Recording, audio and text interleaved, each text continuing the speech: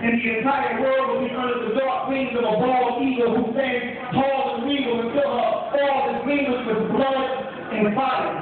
And he who says he loves the Messiah but keeps not his commandments is a liar. And the truth is not in him. That's why he proves the things men swim.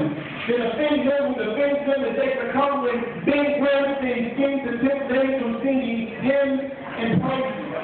But that's why my pages are publishing like the word of sage is flowing free so that we might know how to be saved from this depraved generation that's entrenched in wickedness, surrounded by a twistedness that shifted bliss from knowledge to ignorance.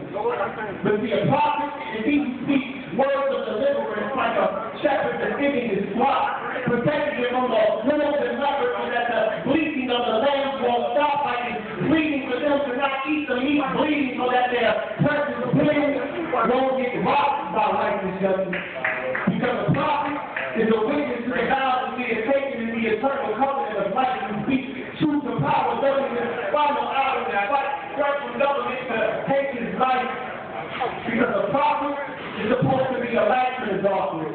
Just like a poet is supposed to be an artist who writes what his heart gets when inspired. Hitting targets, breathing fire like sparks spit from a choir of seraphim with thinking higher to declare the things that Yahweh Shua is the Messiah, which is a true spirit of prophecy. And logically, poetry is the attempt to get humanity to move from vanity to look at existence constantly, to rhyme or prose so that properly those with blind eyes might hear what grows beneath the surface.